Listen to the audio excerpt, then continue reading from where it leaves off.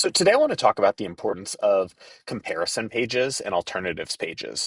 These are pages that you put on your website to explicitly rank for searches related to platform, alternative platform comparison, platform versus other platform. These searches historically are mainly they're serving buyers at the bottom of the buyer's funnel, but oftentimes businesses are leaving it to third-party sites like G2 Crowd to own these assets. But if businesses create their own assets, that can be a real distinct advantage because then they are owning the narrative of the product comparison versus leaving it up to a third-party site. So today I wanted to highlight four different platforms that all do career and college readiness software. So working with high schools to help basically manage the student guidance to get them to the next stage of their careers or education. So the companies I want to mention are Maya, another platform called Zello, another platform called Suitable, and then another platform called Schoollinks. What's really interesting is of these platforms, only two of them take the alternatives approach. So Schoollinks and Zello are the only two that have it, which puts Maya and Suitable at a distinct disadvantage when their products are getting compared in the market versus Zello and Schoollinks, who have pages that they have to author, to kind of describe the differences here. In terms of the two approaches, Schoollinks has this page that they've built out, which is about the comparison. The route that they've gone, which I think is a reasonable route, is they're really focused on a custom video here, which is great. I think the video content is super, super helpful. And it's always good to have kind of custom user testimonials, which then you can use in other parts of your marketing as well. And then really focusing on a couple key features that they believe that they do better than Zello. And it's really more about Schoollink's functionality than it is about Zello's lack of functionality. It's saying here's Zello's strengths, Zello's strengths versus Schoollink's versus talking about what Schoollinks can't do.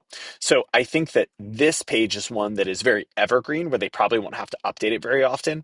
It covers their bases when giving them a page to serve when people are trying to compare these two, and it's a reasonable solution.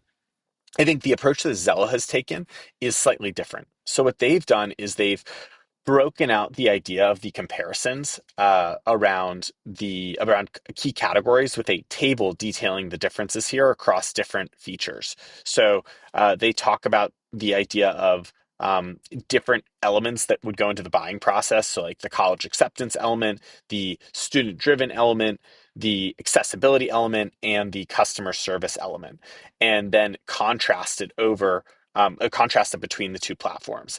I think that what I like about this approach is that it is far more detailed. So it gives both Google and LLMs a lot more information to pull in about Zello across a bunch of different buying criteria that I think, if this search actually were to occur, is much more detailed around specifics that get pulled into a response for an end user. So I think it positions Zello slightly better as having an owned asset. The challenge with this approach is that it just requires upkeep. Like these things can change, and you want to make sure that you're keeping it up to date and not talking about your competitors in a way that they feel is incorrect. Um, in terms of other items here, they pulled in some testimonials and a video, which I really like. I think super smart. These testimonials are not custom to the schooling Zello comparison, but they could be. That would probably be an improvement here. And then this video is not custom to the comparison. They probably could find a customer that switched and switched that out, and that would be slightly better. I think in terms of overall structure, if you can keep it up, the Zello structure is going to perform better as a lead gen tool than the Schooling structure, just because it's more built out, it's more detailed, and there's an opportunity to swap out some of the elements to make them more custom, like the testimonials in the video.